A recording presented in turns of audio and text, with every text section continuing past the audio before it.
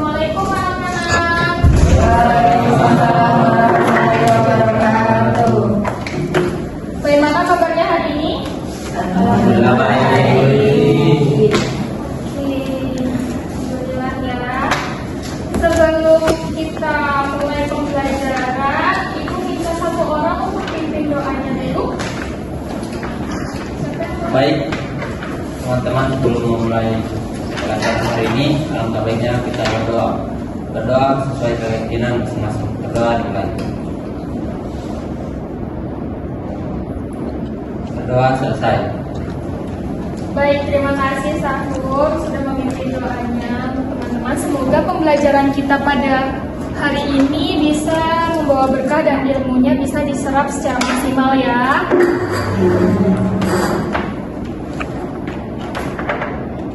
Baik, sebelum itu Ibu mau absen dulu. Di sini kelas A ya? Oke. Putri, hadir. Rudi, Hadir. Dina, Hadir. Salsa, Hadir.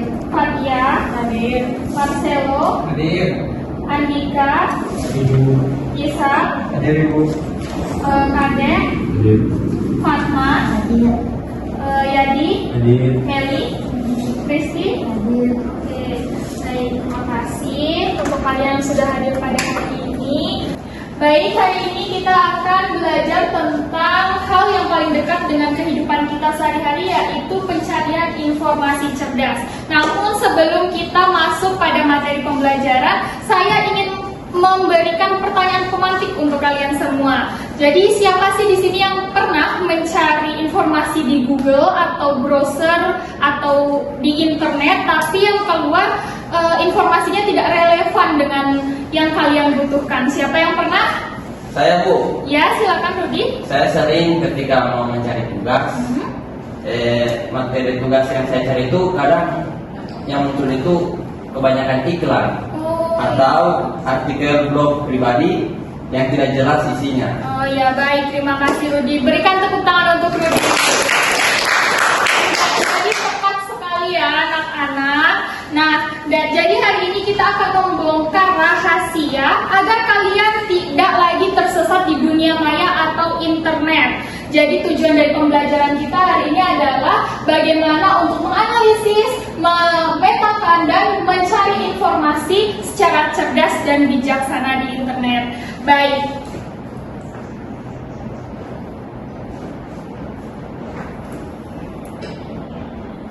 Di sini Ibu punya dua skenario, di mana skenario A itu asal cari dan skenario B itu cerdas cari.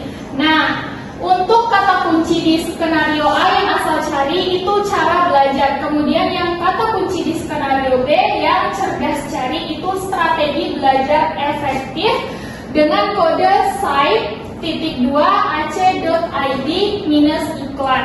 Nah, di sini Ibu mau bertanya kepada kalian, untuk dari dua kasus skenario di depan ini, kalian bisa menganalisis apa perbedaannya? Izin menjawab, Bu. Ya, silakan Salsa. Karena di skenario B ada kode-kode tambahan seperti site, ac.id, dan tanda minus. Sepertinya itu formula khusus untuk menyaring hasil pencarian. Oke, good job. Tepuk tangan untuk Salsa. Jadi analisis yang cukup tajam ya. Nah, jadi kode tadi itu termasuk dalam operator atau filter pencarian. Perlu diingat bahwa mesin pencarian bekerja itu ada tiga. Yang pertama crawling, indexing, dan ranking. Jadi crawling itu bot crawler yang menjelajahi miliaran halaman web di internet untuk menemukan konten-konten terbaru secara real time. Kemudian indexing itu informasi yang terkumpul dianalisis, lalu diklasifikasikan dan disimpan dengan rapi di dalam basis data raksasa. Kemudian ranking, algoritma menyaring hasil paling relevan dan berkualitas tinggi untuk ditampilkan di halaman pertama pencarian Anda. Jadi di sini ada yang pernah, maksudnya ada yang sering menggunakan TikTok kan pastinya? Nah, jadi mesin pencarian itu persis sekali dengan algoritma TikTok. Jadi ketika kalian misalkan berhenti pada satu video yang lama, nah di situ video video-video yang serupa pasti akan muncul, bukan begitu? Ya. Oke, baik. Langsung saja kita lanjut ke slide berikutnya. Di sini Ibu bagikan senjata rahasia pencarian presisi, di mana ada tanda petik, tanda minus, filter situs, dan tipe berkas. Nah, untuk tanda petik itu digunakan untuk mencari frasa persis secara urut. Contohnya tanda petik literasi digital. Jadi nanti yang keluar adalah informasi-informasi tentang literasi digital. Kemudian tanda minus atau not itu digunakan untuk pengecualian. Contohnya hoax minus politik. Jadi berarti hoax-hoax tentang politik itu tidak akan muncul di informasi kalian. Kemudian ada filter situs, yaitu site.2. Di situ itu untuk membatasi pencarian di domain tertentu, misalkan beasiswa site.go.id. Nah, di situ itu berarti nanti yang muncul adalah website beasiswa. Kemudian ada tipe berkas, yaitu file type.2, di mana yang muncul adalah file-file strategis atau spesifik seperti PDF dan PPT. Sudah paham anak-anak? Ya. Oke, kalau sudah paham, Ibu punya lembar kerja untuk kalian yang akan dikerjakan selama 5 menit. Jadi Ibu minta kalian membuat kelompok ya. Nah, sebentar Ibu jelaskan. Ayo silakan bikin kelompok.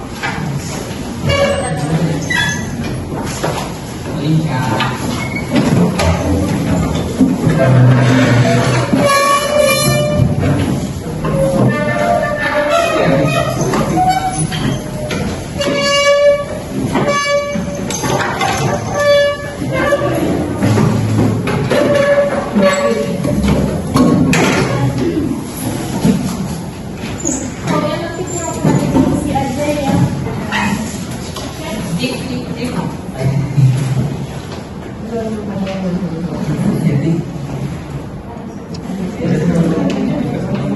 Oke, baik, terima kasih. Jadi di sini ada tabel untuk lembar kerjanya untuk menganalisis tipe pencarian umum dan tipe pencarian spesifik. Jadi kalian akan menganalisis isu terkait yang kemudian kalian akan cari tipenya menggunakan kata kunci umum dan kata kunci spesifik. Menggunakan mesin pencarian entah Google atau browser, terserah. Kemudian untuk jumlah hasilnya itu kalian bisa mengikuti sesuai dengan yang di tabel. Kemudian untuk tingkat relevansi adalah kalian bisa memberikan bintang. Jika bintangnya sedikit berarti jumlah pencariannya terlalu banyak. Tapi kalau bintangnya banyak berarti jumlah pencariannya itu yang keluar banyak, cuman relevan dengan apa yang kalian cari. Untuk karakteristik hasilnya kalian bisa mengikutinya di contoh ya. Untuk itu langsung saja kalian kerjakan. Untuk kelompok 1 isunya tentang kesehatan dan kelompok 2 isunya tentang teknologi. Bisa dikerjakan sekarang di selembar kertas dan nanti Ibu minta 1 orang untuk presentasikan. Bisa? Bisa. Oke, terima kasih. Dikerjakan mulai 5 menit ya dari sekarang.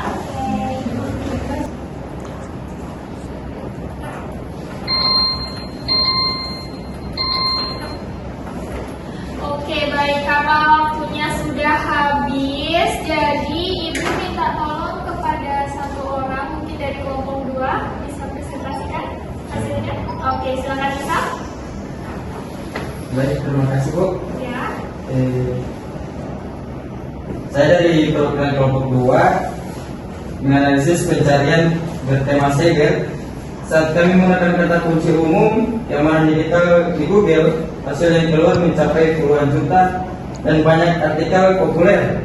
Namun saat kami mengevaluasi menggunakan DuckDuckGo dengan kata kunci keamanan digital, yaitu situs go.id, berita, hasil yang keluar mengerucut pada dokumen resmi dari DSSN.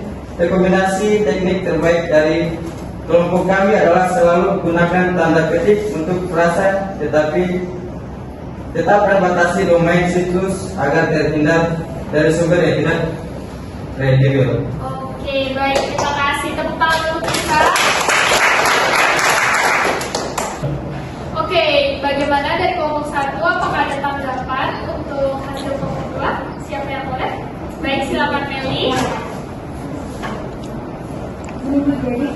perwakilan dari kelompok 1, kami setuju dengan kelompok 2. Kami juga menemukan bahwa Google cenderung menampilkan hasil berdasarkan apa yang sering kita klik sebelumnya. Sedangkan daftar hasilnya terasa lebih natural. Oke, terima kasih, berikan aplaus untuk ini. Oke, jadi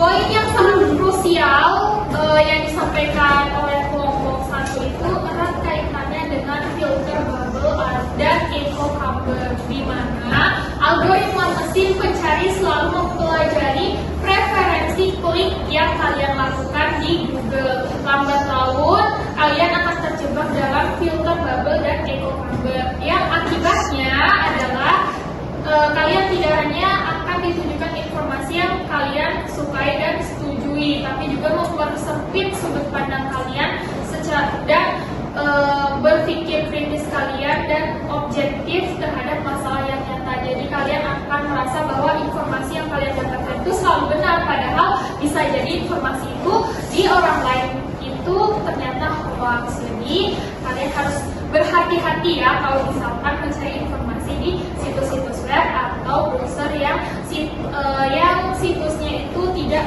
terpercaya. Oleh karena itu, Ibu memberikan di sini ciri-ciri informasi fakta dan hoax. Kalian bisa lihat dan baca sendiri.